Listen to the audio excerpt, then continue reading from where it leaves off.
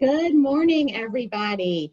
It's a pleasure to welcome you to the 5th episode of our COVID-19 Game Changer series. My name is Leslie Nelson Bernier, and I have the privilege of serving as president of the UNC Health Foundation. And I feel like I say this on every Game Changers, but I'll say it again today. You're definitely in for a real treat. We have several presentations for you today. You'll hear from Dr. Wesley Burks, Dr. Michael Herce, Dr. Crystal Cené, and Randi Towns. And I'm going to start just by turning things over to Dr. Burks to get us started. But I want to just make one quick mention of making sure that you use the chat function, question and answer. Please feel free to ask questions along the way, and we'll try to answer them as best as we can.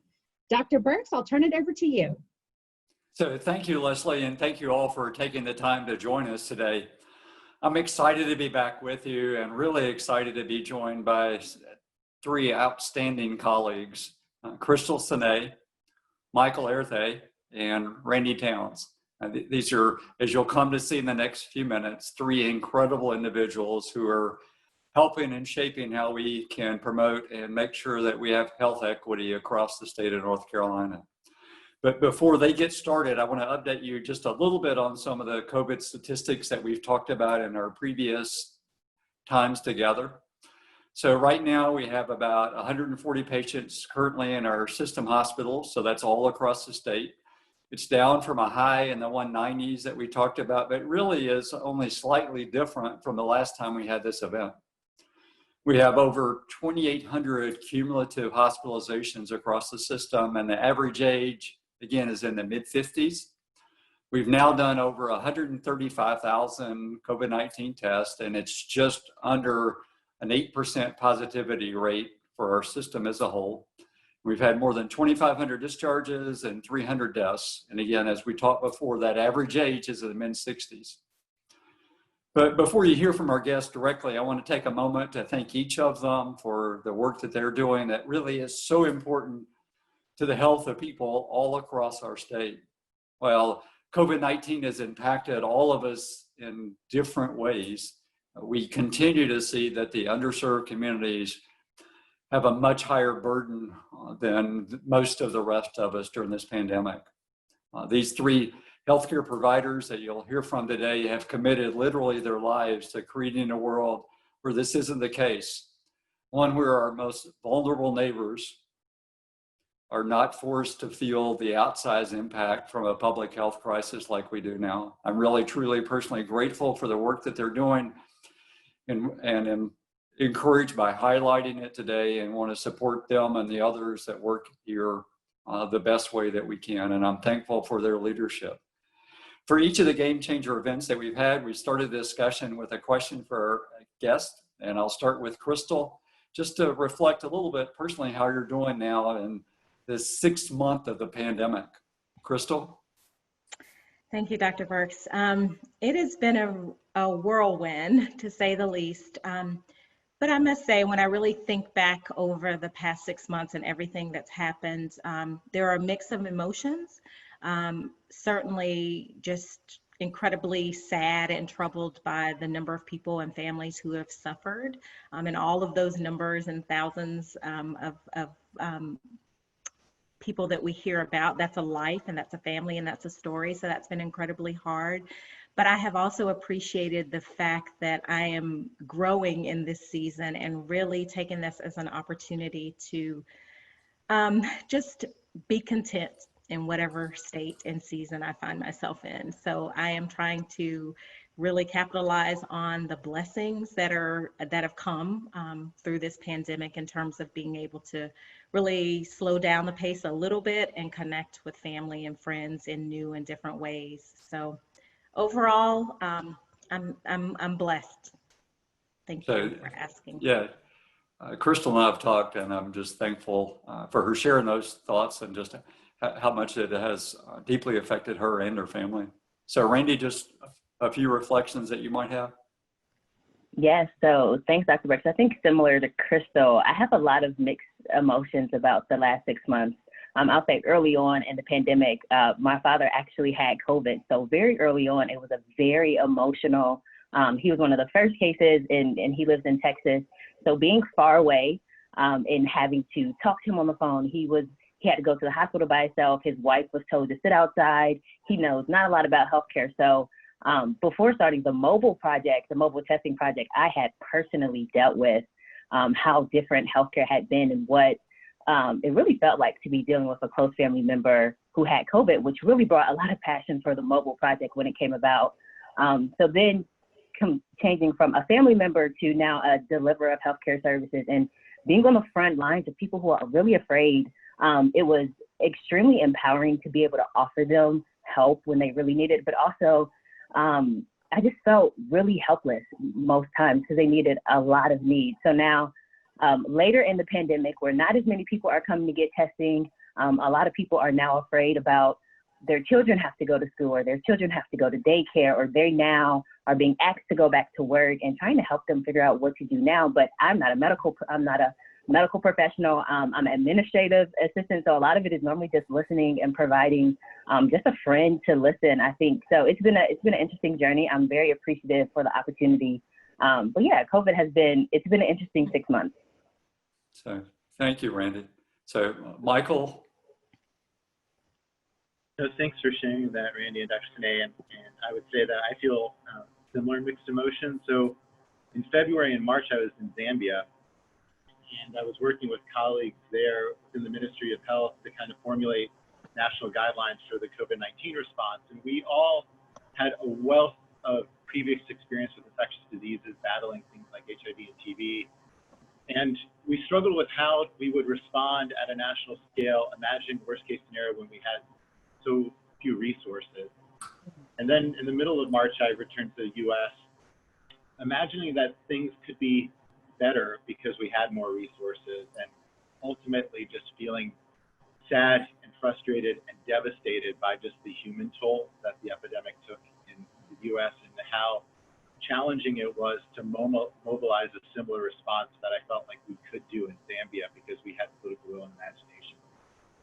But I think since that time, really what has kept me going is sort of being inspired by people like Dr. Cené and Randy. Actually, Randy and I worked in Hillsborough testing together, and there's countless other colleagues like that within the healthcare system. And I think, one of the most cathartic experiences was being in the ICU with a number of other attendings, and it was the first time in a while where we were just all attendings together, taking care of patients, and it was like an informal support group. And sort of that was in April, and I think every day since then, I've just been really getting inspired by people that you'll hear from on today's call and my colleagues. So Michael, thank you, and thank each of you for talking a little bit about the effect that it's had on you personally and your family. So as we begin, Michael was going to talk about just big picture coronavirus and where we are and how things are going. So Michael, please go ahead. Great, I'm going to try to share my screen.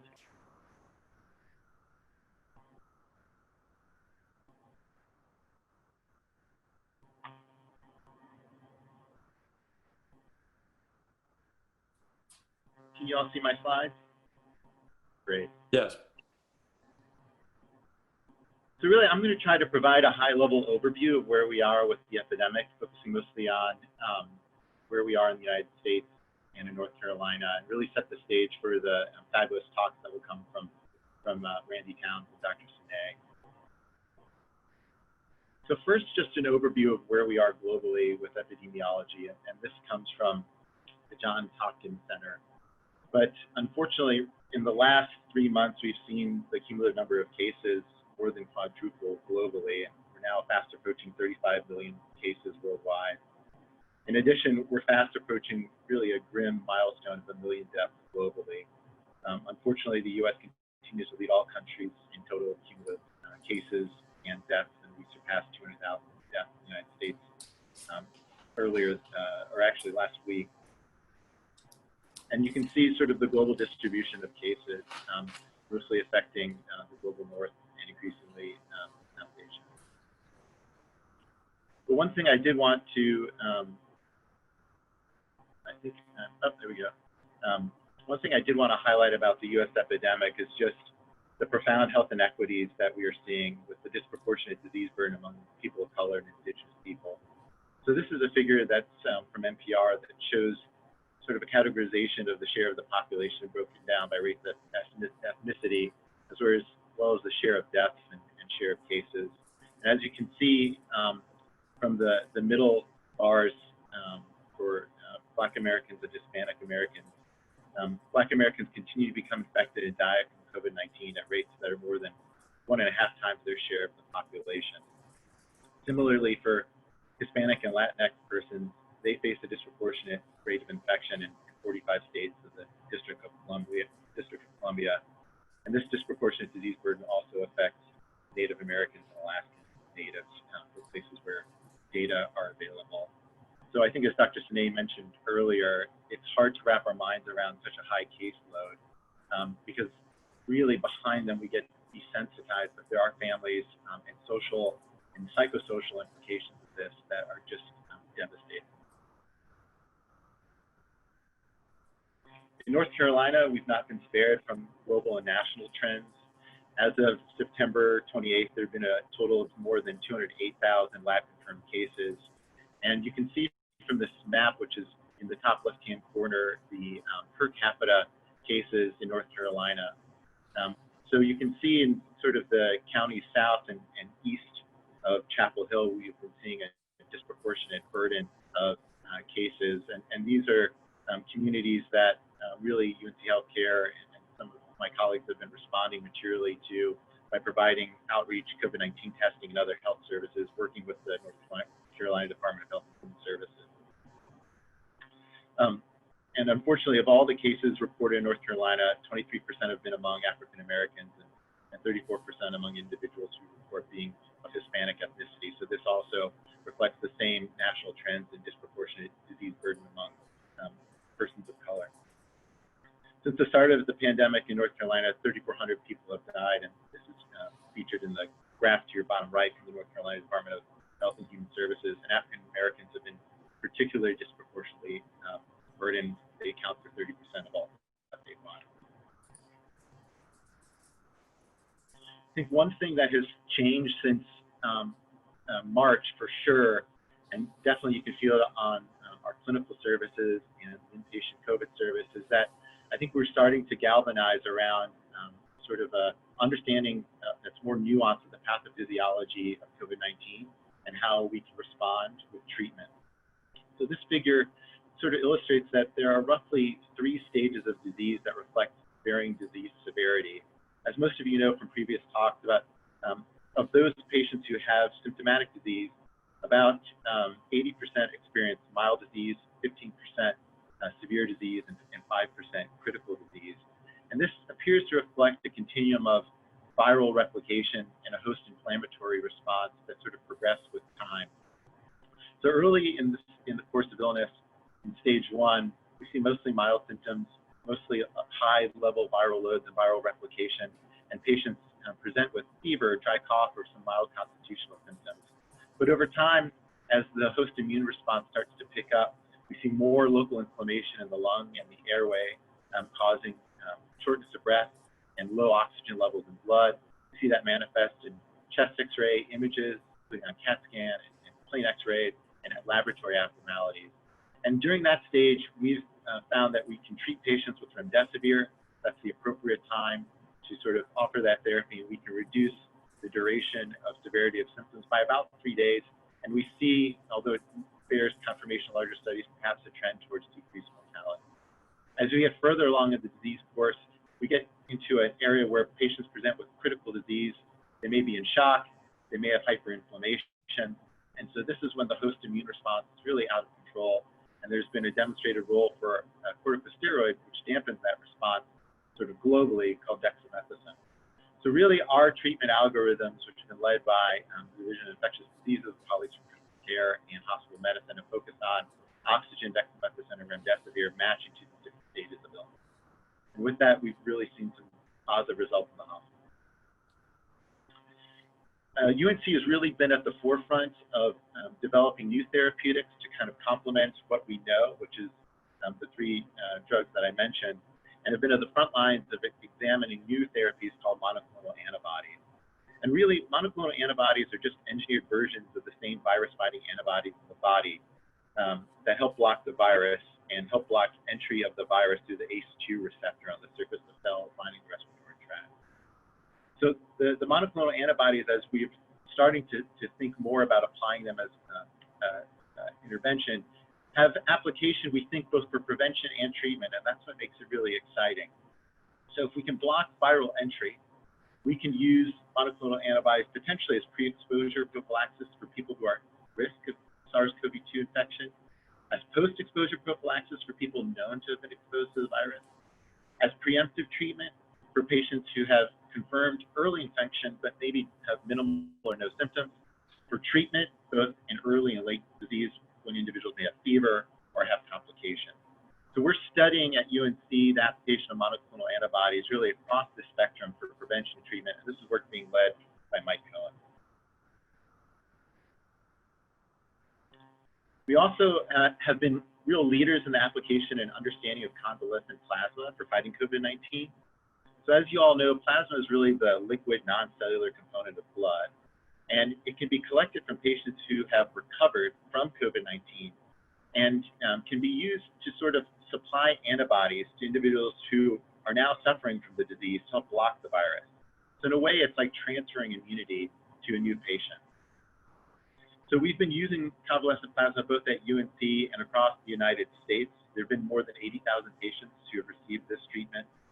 We do not yet know 100% that it is evidence-based practice. We see from mostly cohort studies that there may be a trend towards reduced symptoms or a trend towards reduced mortality, but that needs bearing out in large randomized trials. And our UNC researchers are actually leading one of the most promising trials, looking to see if high levels of antibodies in plasma can produce a benefit for survival over the standard FDA recommended levels of antibodies in plasma. This has really been a multidisciplinary approach, bringing together colleagues from the lab as well as from the clinic. UNC has also really been at the front lines of vaccine development. Yesterday, I was actually in our Clinical Trials Research Center vaccinating participants in the Moderna study. And I'm sure some of you are already aware of this, but it bears repeating that sort of the pace of discovery has really been breathtaking. Usually, the pipeline of developing a vaccine can take a decade or more. I think with the real galvanized effort from academia and the Department of Health and Human Services and NIH, this has been an accelerated timeline on the order of a year or two. This is the latest information about where SARS-CoV-2 vaccine candidates lie in the development pipeline. We have about 150 vaccines that are in preclinical studies. That means not yet in human trials. 27 have passed on to phase 1 studies, so we're testing the safety and dosage of those vaccines. 2 are in sort of expanded safety trials, or 15 rather, in expanded safety trials known as phase 2 trials. And now we have 9 vaccines which are in large efficacy testing, including 2 at UNC, including the Moderna trial and the Novavax trial. We have been trying to expand access to these trials to the communities that have been historically marginalized and disproportionately affected by COVID-19. So as of last week, we had enrolled 120 participants at UNC in the Moderna trial, and 20% of those were Hispanic and 60% African American. So we are trying to address equity in our research. Finally, this is my last slide. There are a host of other research efforts which I really can't go into that you may have heard on previous Game Changer talks, but I wanted to highlight EID 2801, which is really an oral drug that shows the most promise for treating COVID-19 in an outpatient setting. This novel compound is a mutagen. It was identified by Ralph Barrick's group, and the clinical trials are being led by Billy Fisher. So that holds a lot of promise for being able to get out of the hospitals and meet patients when they have early disease, as I mentioned in my earlier slide. And then there's a number of other trials, including the active 1, 2, 3, and 4 trials being led by David Wall, Joe Iran, Cindy Gay, which are looking at a host of therapeutics, including modulators. And then convalescent plasma really has been a team effort at UNC, and we're national leaders in that area. That's involved colleagues both from the School of Public Health as well as from the Division of Infectious. And I just wanted to share, this picture. It takes a team effort. This is just one picture. This is a multidisciplinary response to the COVID epidemic in Lee County, which has been one of our most hard-hit counties. And this includes colleagues from the health department, from PHS, from UNC Healthcare. So really, it does take a team effort to make a more successful response. Thank you. So, Michael, thank you for the update on that. I would encourage those of you that have questions to use the chat function, and Leslie and I will work those questions in, but a couple for Michael that were sent in ahead of time. The first one, Michael, UNC plans to reopen in the spring. How do you imagine student testing will look like at that point?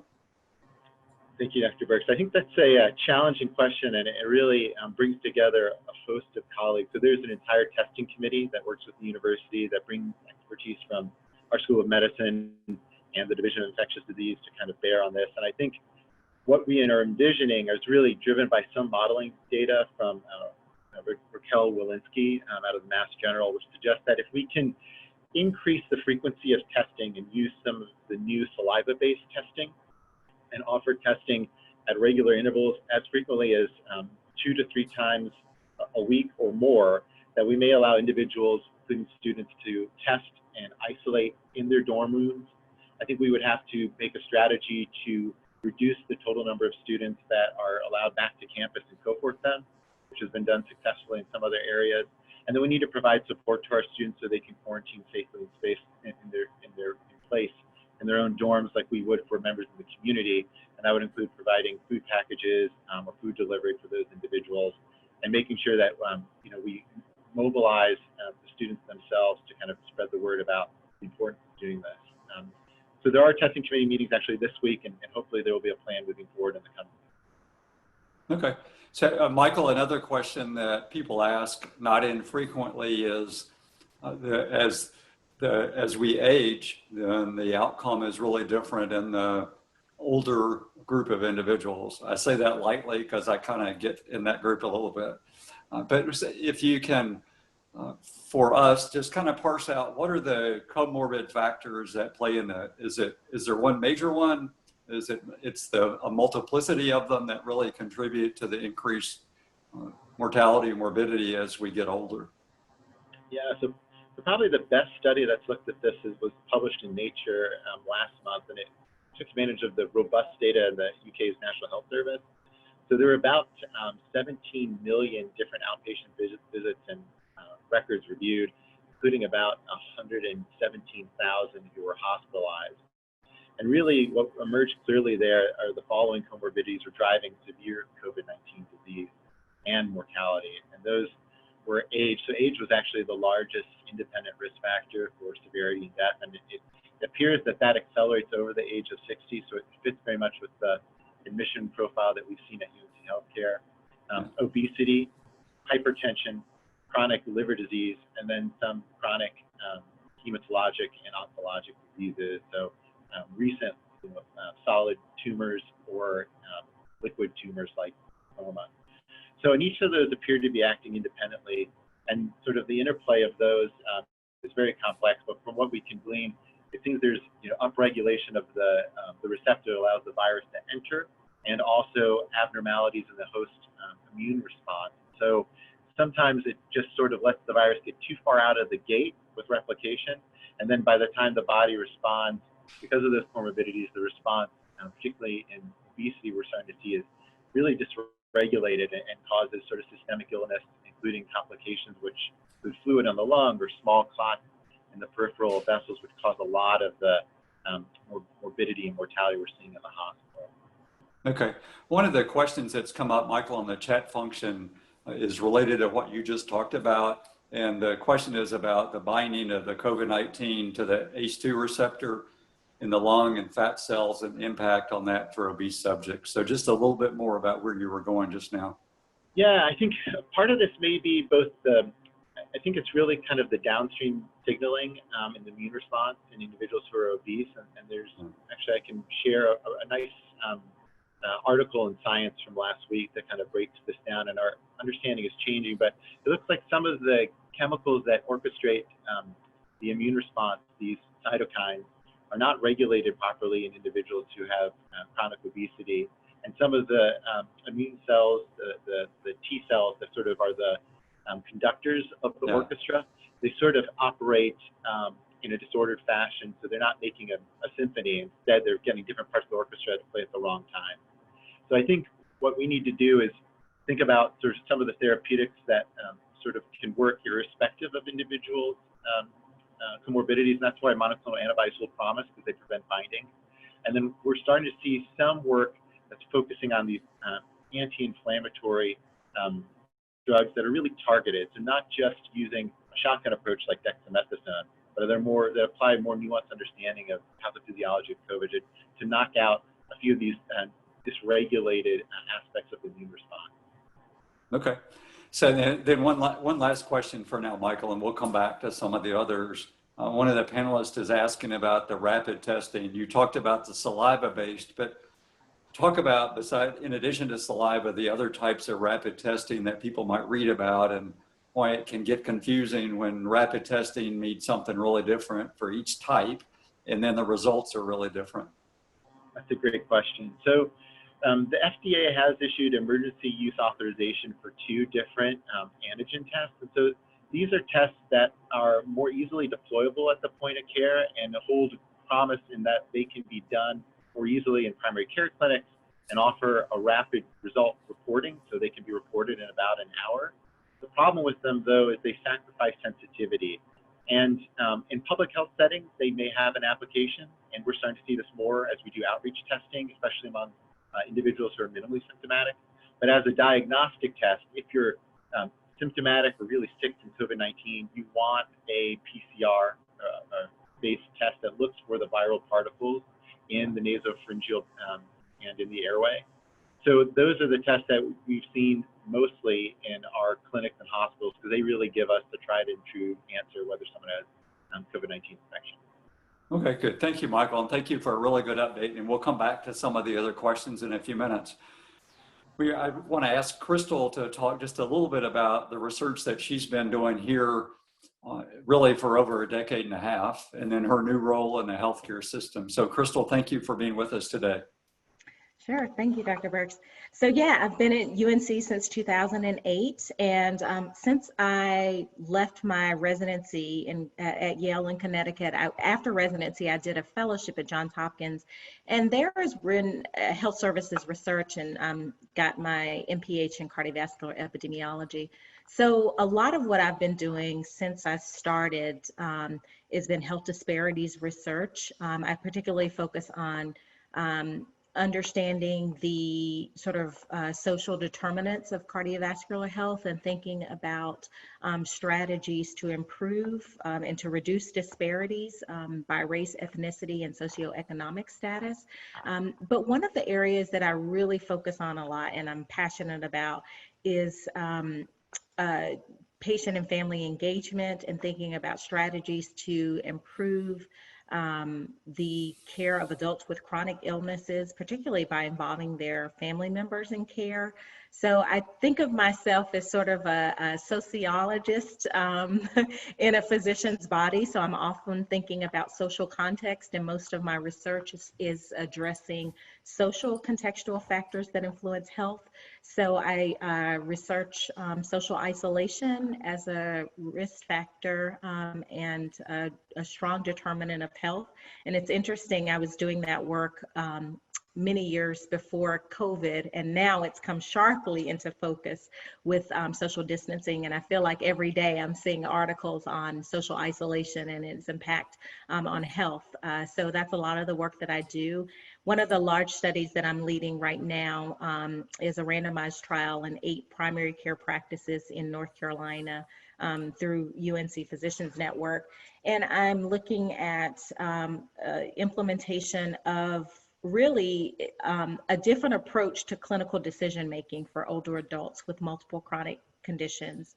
And we know that that's a population that's often underrepresented in clinical trials. And so I'm really trying to create a paradigm shift in the way that we deliver care, so that the care that we deliver is really focused more around what matters to patients and their families, and not as focused on our disease-specific metrics, because those are problematic in people who have multiple conditions. And often the outcomes that we value most are not the ones that are most valued by patients. They're particularly more interested in a quality of life and their functioning and the impact of their illness on social relationships. And so I'm conducting a large study right now to see if we can change the approach that we use so that it really is driven by patients' priorities. Good. So it's pretty amazing work Crystal's been doing for a long time. So can you talk a little bit about your new role in the healthcare system and where you hope we'll be going and what we'll be doing?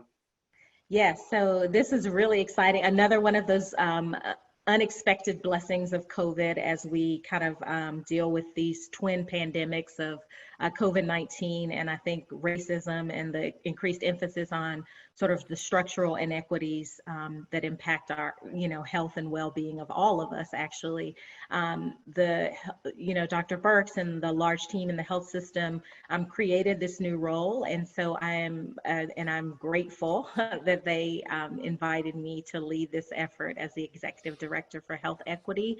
And really what we are trying to do is make our health system more equitable, more inclusive, and anti-racist. And I'll talk a little bit in my remarks about what that actually means, and really change the outcomes for our patients, and not just our patients, but also make sure that everything that we do is benefiting the communities in which we serve. And so I'm excited to lead this work. I think the health system has been very intentional about differentiating our work that's focused on diversity, equity, and inclusion as distinct from our work that's focused on health equity. And I think that though, on the one hand, the DEI, which is the short name that we use when we talk about diversity, equity, and inclusion, that's focused often on our employees, our coworkers, our culture, and the vendors that we use. And my work is really focused on our patients and our communities and addressing social determinants of health, which I'll actually also talk about. So we're in the process of undergoing a planning and a strategic planning process to get a plan together for the next 5 years. And so that is really exciting. And I'm excited about this work. I'm excited about the intentionality that is being placed on it and the commitment to the work. And I really do believe that it's going to transform not only our health system, but our beloved state of North Carolina, which is my hometown, my home state. So I'm excited. Good. So, Crystal, there's been several questions come in. One I'd like specifically for you to think with us about. And the question is, how are our medical practices, both the public ones, the private ones, protecting patients from discrimination? Yeah, so that is a really, that's a big question. I think that the interesting thing about discrimination is that it's a patient's experience of it. Sometimes it can be very difficult to tease out whether there's actual discrimination or not. Of course, our health system has laws and policies, written policies in place that are designed to protect our patients from discrimination. But I think the thing that we have to be attentive to is that discrimination is an experience. And so patients may have experiences of discrimination and their perception that they are being discriminated against, which can be difficult for us to tease out. But I think that what we do is to really, I think that we strive to treat our patients like we would want our own family members treated. And I think that part of it is holding ourselves accountable. I know that a lot of the divisions in the School of Medicine and the Department of Medicine are really trying to be more intentional about naming racism, naming discrimination, talking about how it affects our healthcare, pulling in the science, and making sure that our quality improvement efforts are actually backed by what we know in the science. I know my own division of general medicine, we are being very intentional about these issues and really talking about it as a full division, including our clinical and non-clinical staff. So I think that we're really, I think the first thing is awareness raising, and I think that that's being done, and then using the structures that we have in place in terms of our laws and our policies to make sure that our patients are not being discriminated against. And if they are, or if they perceive that they are, to actually invite them to, and encourage them to actually talk to us about it, and we will be accountable for making change. Okay, Crystal, thank you. This is a question that, again, a common question for all three of you, Crystal, Michael, and Randy. But it's striking in the two maps that Michael showed, the international one and the local one, the statewide one. The international one, there are huge differences across the continents, across cultures. And then in the statewide map, like really as you look east of 95, it looks really different than it does in the triangle and other places. And so, I mean, these are related questions and the answer may or may not be the same in both of them, but just for Michael, maybe internationally, and Crystal, like on the state one, what issues play out and why there are really that much difference? And things that people commonly talk about are the federal government approach in different places, how different they are, the culture itself. The virus is different because of mutations. There are other reasons that people speculate on. It depends on where we come to the discussion. But just from a medical scientific standpoint, walk us through something like that and what you see with a slide like that. You want to go first, Michael? Sure, we were talking about this before. Yeah. So I can share at least my perspective from living and working in Zambia. So Zambia, as of today, has about 14,700 cases. It's a country that's a low middle income country in Southern Africa and has a population that's about double North Carolina. And so why are those numbers different? I think the factors really are, as you might expect, they're multifactorial. But I do think there's some that are worth bearing out as we think about our sort of response, both at state and national level. One is, as I mentioned to you, there were national guidelines and a national policy for Zambia before the first case entered the country. So there was robust response. Second, there was public health infrastructure for response. So through much of the generosity of the American people through the President's Emergency Plan for AIDS Relief. So the U.S. has led in the global fight against HIV, and over the last 17 years, that has created public health infrastructure in many countries. So that was mobilized for COVID-19. Thirdly, is the demographics of the country.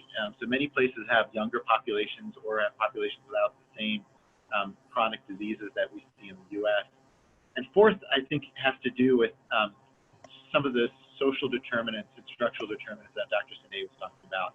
So in Zambia, health is a human right. Anyone can get access to it. You may not have the right to get or access to high-cost procedures, but basic prevention and primary care is there.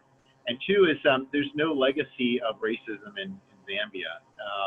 You know, there's the legacy of colonialism, which has been dealt with, but some of those factors, the structural and social determinant factors, have not been as, I think, prominent in some countries where there is some more basic access to healthcare and access to equity among the most, or access to health equity among the most marginalized populations. So that's my perspective in a case comparison between Zambia and the U.S., but certainly there are abroad very different responses. So, you know, in Singapore or Vietnam, there's been a top-down federal approach for public health measures that we know work, like universal masking, contact tracing, testing scale-up, quarantine and isolation that also help. So let me stop there.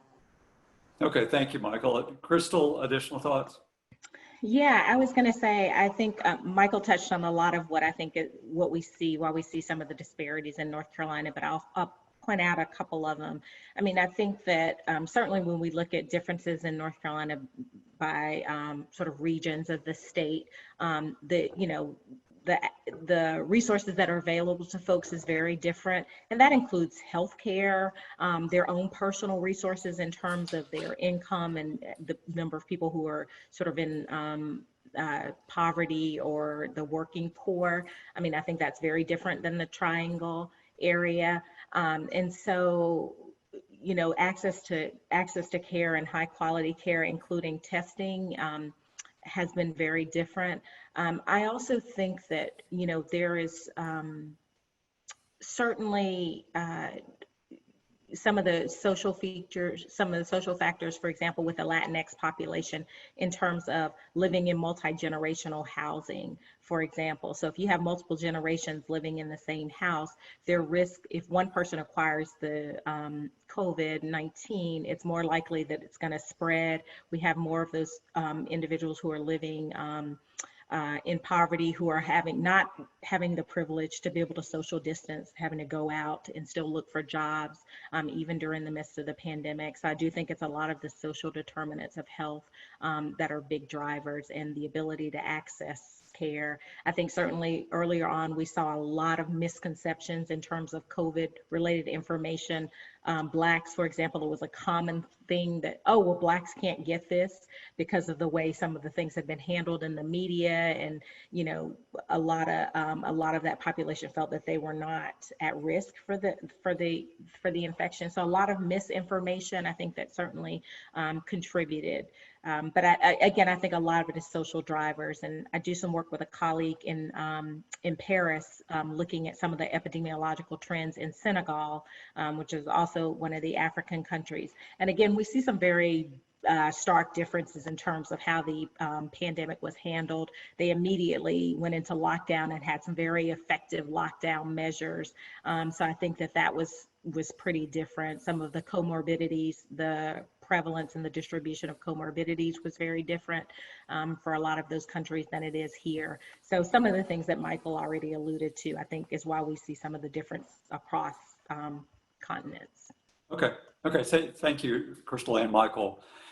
Next, I want to ask Randi to talk about a group of people that she's been leading in her mobile testing and done some amazing things in the last few months. So, Randi.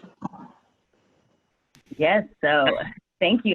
I have the pleasure of highlighting some of the solutions. So Crystal, Dr. Cené and Dr. Herce have done a great job of outlining some of the problems that we've seen in the way COVID is affecting different populations. And I'm going to talk about one of the solutions we've had as a healthcare system. So to re-emphasize the problem, we've seen that COVID-19 has had a disproportionate impact on Black and Latinx communities specifically. We also know that due to socioeconomic disparity, there are specific areas of the triangle that were particularly vulnerable to COVID-19. And then we also know that these groups of patients, these populations, they have a general mistrust of healthcare for various historical reasons.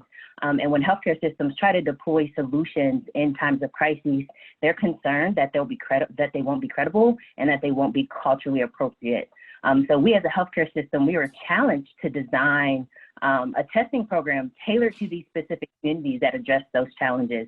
So the way that we did that is we deployed mobile testing. So we leveraged one of our rec heart and vascular vans that weren't being utilized. We bought some tents, we got some donated tables and chairs, and we rounded up some staff that at the beginning of the pandemic, because we had closed a lot of our clinics and weren't delivering service in the same way, we leveraged those staff to deliver this testing near communities.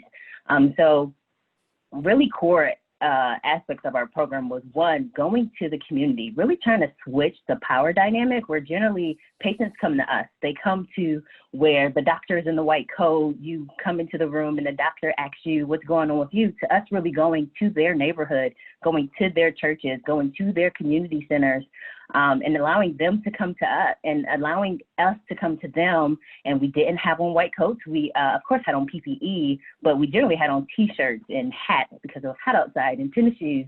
And really just creating a very, it just changed the power dynamic of the way we delivered testing. And something else that was really important, before we did anything, we talked to community leaders.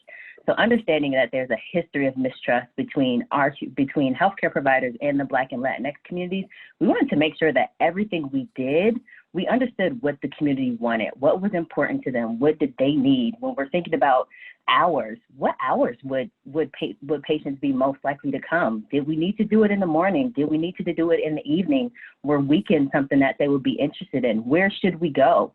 What are the trusted places in the community where, even if you don't trust UNC, you may trust your church. So the fact that UNC is partnering with your church, you're more willing to come get tested. So how could we leverage some of those relationships?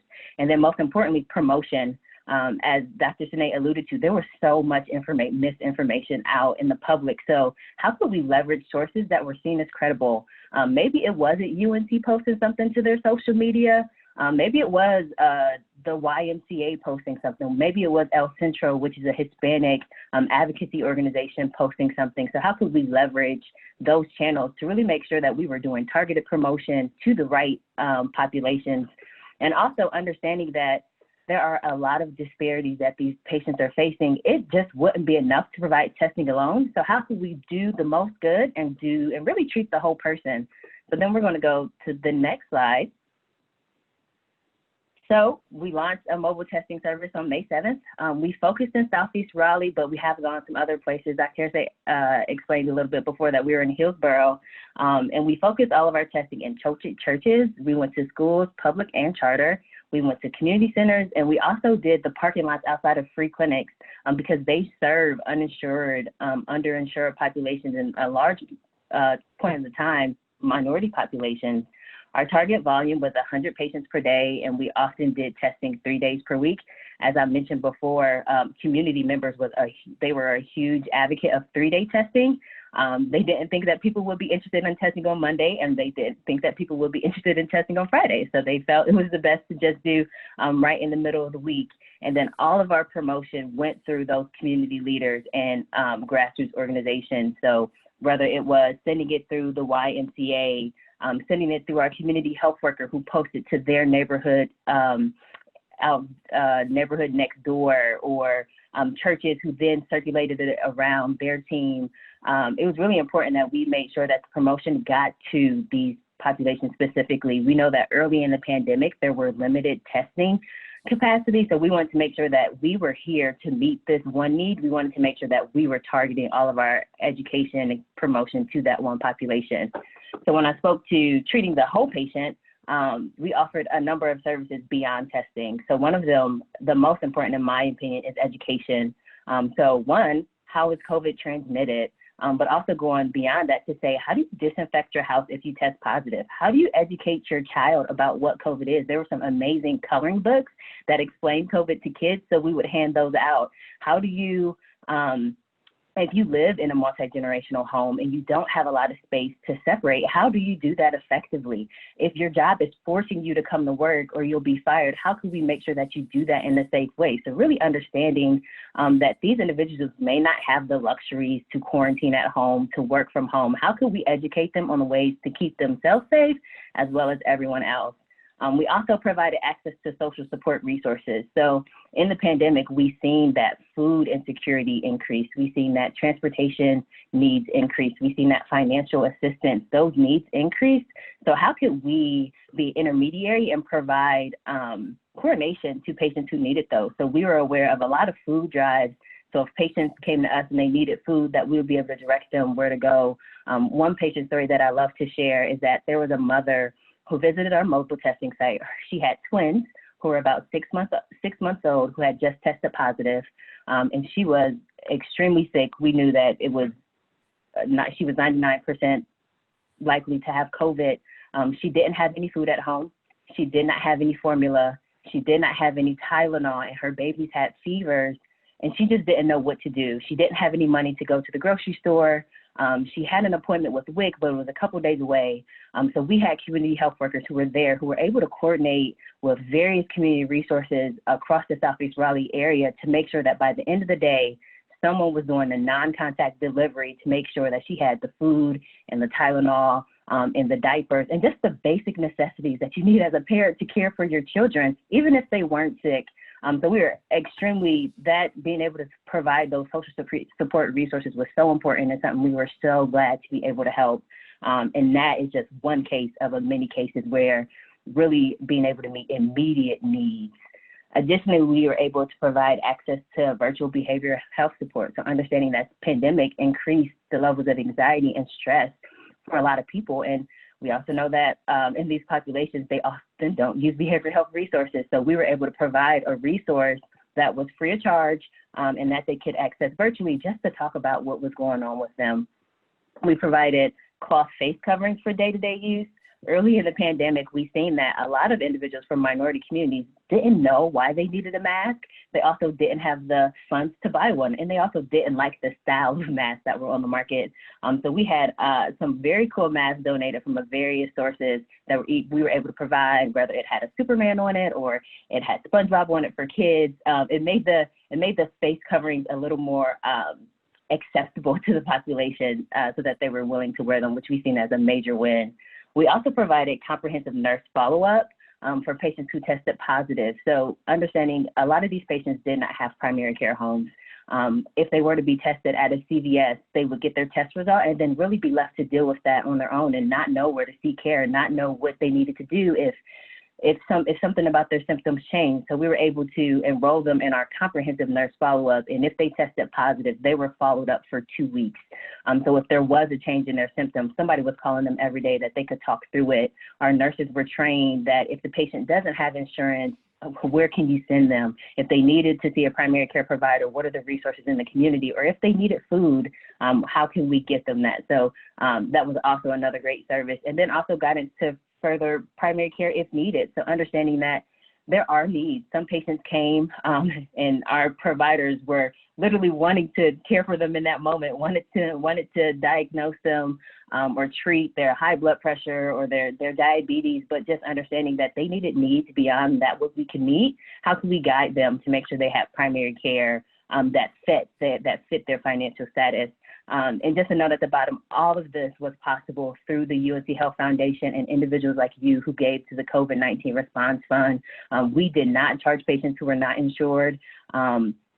So we are very grateful for your support, which allows us to do these types of innovative interventions. These are some pictures of our test site. You can see Dr. Herce at the top left. He was one of our providers. So we swabbed patients in the car. We had providers who educated patients from the car. All of our COVID samples were kept on coolers. We had an amazing team. Everyone who came out was extremely passionate about this work. We would have providers who would spend 10 and 15 minutes with the patient, making sure they understood, which I felt was a true benefit. If you had not talked to a provider at any point during the pandemic, you could trust that if you came to our mobile testing site, you were going to be given that attention as a person. They were going to ask you how you were doing. They were going to ask you what you needed. It wasn't all about swabbing you and getting you through the door. It was making sure that you understood what it meant to be healthy during this time and that we could help you, even if it was only in this 20 minutes. We were going to give you the most we could in this 20 minutes, which has been just amazing. And we've had such great feedback from patients who really appreciated the service we were able to provide. And the next slide is about our impact. So over the course, since we started in May, we've tested almost 2,500 patients, which I think is amazing when you think about we were only operating 3 days a week. All of this was happening outside of a van or a bus, and we would drive to different locations, and this was all really word of mouth. We didn't do any mass promotion. It was just we sent it through a community partner, and they sent it somewhere, and they sent it somewhere, and from that, 2,500 patients were tested. We're very happy that a very large majority, more than 70%, were of that Black and Latinx community. So we were getting to the patients that we wanted to get to, and 53% were uninsured. And then of the patients tested, we've seen a 15-cent positive rate, which, as Dr. Herce and Dr. Cené mentioned earlier, a higher positive rate in this population, a large majority of those being Latinx and uninsured. Another note, a lot of those were Spanish speaking, so we had to have a lot of interpretation services on site, which also was a great service to be able to provide. Additionally, we provided 208 social resources, whether it be food, medication, financial assistance, and we provided over 1,400 homemade cloth masks, again, that were all donated and that we've been able to use. And then the chart to the right, I wanted to show because it really speaks to the change in volume and also the change in positive rate. So the blue bars that you'll see will be our volumes per week over the life of this program. They started low and then they got really, really high. There were some days where we were seeing 150 patients a day. And then you'll see now in August, the volumes have really decreased. And there's a lot of different reasons or things that we assume to be the reasons, being expanded testing in other areas, just testing fatigue, people just being tired of the conversation around COVID, not really understanding, not seeing value in testing. So we have seen a decrease in our testing volume, but as you can see, the orange line, we're still seeing a relatively high positive rate. Just the other day, I want to say we tested 10 patients and 3 of them were positive. So we're still seeing that it's still being transmitted in these communities. And the gray line that you'll see is the Wake County positive rate. So you'll even see that our testing compared to Wake County generally has a higher positive rate. So, Randi, it's amazing work that y'all done in the last few months to be able to come together as a group. I honestly got more emails from not only the community, but really people that you work with and say that they've worked here for 5 years or decades, and this is the most meaningful work that they've ever participated in. So thank you. The striking thing as you talk, one, your enthusiasm, which is great, and two, like what you ended up on, the positivity rate that people read about and talk about, that's here. It's like in the triangle. This isn't like someplace far off. It's a real thing. It's right here that we have the opportunity to make differences in. So thank you for what you've done. And just to be respectful of Peachable's time, I apologize that we couldn't get to all the many good questions that are there. So hopefully we'll have other times to be able to answer those questions. I want to thank Randi, Michael, and Crystal for what they do, who they are, and the amazing work that they've done, not only recently, but for a long time here at UNC. So Leslie, I'll turn it back over to you as we finish. Sure. Thank you, Dr. Burks, and thank you, Dr. Cené and Herce and Randi. We really enjoyed your presentations today. And yes, as Dr. Burks said, we will carry your questions forward over to the 6th episode of Game Changers. If we didn't get to them today, we will certainly do our best to do so next time. I wanted to just close out on a couple of resources that are available to you. The first one being our UNC Health main link for our COVID-related information. So a lot of the things that we've talked about today are posted there on that website. And then I also just wanted to say, if you are touched or moved by anything that you heard today and you would like to make a financial contribution to help us, there's information here about our COVID-19 response fund, and we'd love to have your support. You got to see a wonderful example of your dollars in action with the work that Randi's doing with the COVID mobile testing unit. And then lastly, I just want to say Dr. Cené is presenting grand rounds tomorrow. So if you want to hear even more about the work that she's doing in health equity, tomorrow from 12 to 1, she will be conducting grand rounds, and we can get that information to you if you'd like to join in and listen in. Again, thank you so much for your time today. We appreciate you being with us, and we will look forward to seeing you at the next session, which will take place on Tuesday, October the 13th. Thanks again for being here. Thank you. Thank you.